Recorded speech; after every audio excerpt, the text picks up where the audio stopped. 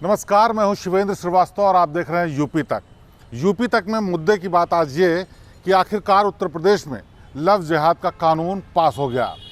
पहले योगी सरकार ने इसे कैबिनेट में पास किया, ऑर्डिनेंस बना और उसके बाद राज्यपाल ने इसे कानून की तरह पालन करवाने की संस्तुति दे दी। दरअसल लव जिहाद का एक कानून, जिसे हम आम बोलचाल की भाषा में भले ही लव जिहाद कहते हों, लेकिन ये जबरन धर्म परिवर्तन कराने का कानून है जिसको यूपी सरकार ने पास किया है। इसमें कई तरह के नियम बनाए गए हैं जिसके चलते अगर कोई कानून का उल्लंघन करता है तो उसे सज़ा और जुर्माना दोनों हो सकता है। ये कानून ये कहता है कि अगर किसी लड़की से जबरन किसी ने किसी तरीके का प्रलोभन देकर, कुछ झूठ बोलकर, अपनी पहचान छुपाकर या नाम और धर्म छुपाकर शादी की है तो वो शादी वैध नहीं मानी जाएगी और ऐसी हालत में अलग अलग मामलों में अलग अलग तरह की सज़ा और जुर्माने का प्राविधान किया गया है। अगर कोई अपने धर्म और संप्रदाय और नाम को छुपाकर किसी लड़की से शादी करता है तो उसके खिलाफ 3 से 5 साल तक की सज़ा हो सकती है, 15,000 जुर्माना हो सकता है। यही मामला अगर किसी नाबालिग और दलित और पिछड़ी जाति की लड़की के साथ किया गया हो तो ये जुर्माना 25,000 रुपये तक हो सकता है और सज़ा करीब 5 से 7 साल तक हो सकती है। और यही काम अगर किसी समूह में किया जाए तो 25,000 की जगह 50,000 का जुर्माना और 10 साल तक की सज़ा हो सकती है। ये सज़ा केवल शादी करने या कराने वाले तक को ही नहीं है, बल्कि उसके खिलाफ भी कार्रवाई की जाएगी जो ऐसे मामलों में पादरी, महंत या फिर किसी मौलवी की भूमिका निभाता है। यानी शादी कराने वाले को भी सज़ा और जुर्माना किया जा सकता है और इसकी पहचान सिर्फ परिवार वाले जब शिकायत करेंगे, चाहे वो दत्तक परिवार के लोग हों या फिर सीधे रिश्तेदार, उन लोगों की शिकायत पर ही मुकदमा दर्ज किया जाएगा और फिर उसके खिलाफ पुलिस कार्रवाई करेगी। इस कानून का मतलब ये नहीं है कि 2 अलग समुदाय या धर्म के या जाति के लोग शादी नहीं कर सकते, लेकिन उनको शादी करने से पहले शहर के डीएम के पास एक एप्लीकेशन देनी होगी 2 महीने पहले और उस एप्लीकेशन के आधार पर नोटिस बोर्ड पर डीएम को चिपकाना होगा कि इस शादी से अगर किसी को आपत्ति हो तो वो यहाँ आकर अपनी आपत्ति दर्ज करा सकता है और इस तय समय में अगर कोई शिकायत करने नहीं आता है तो फिर वो शादी करने के लिए आज़ाद होंगे।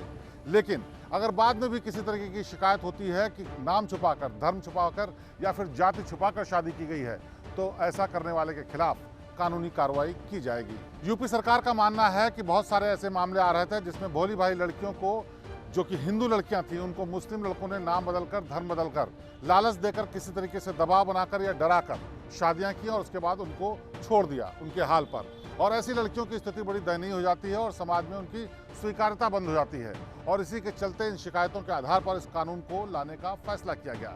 लेकिन विपक्षी पार्टियों का कहना कुछ और ही है।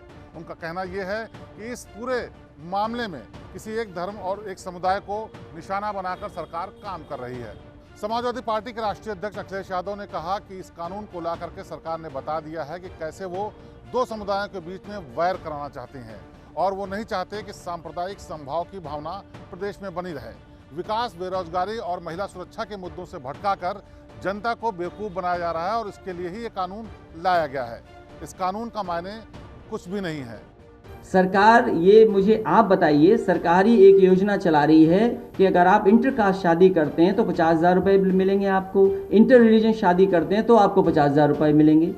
जब सरकार ही योजना चला रही है तो सरकार ये कानून क्यों ला रही है?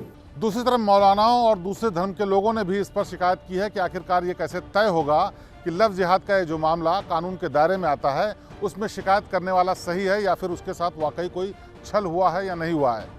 बहरहाल ये जांच का विषय हो सकता है, लेकिन हकीकत तो अब यह है कि उत्तर प्रदेश में लव जिहाद को लेकर जो कानून बनना था वो बन चुका है और प्रभाव में भी आ चुका है। राज्यपाल ने इसको पास करते समय लिखा कि बहुत विषम परिस्थितियों में, ज़रूरी स्थितियों में इसे विधानमंडल के पटल पर रखे बगैर ही पास किया जाता है।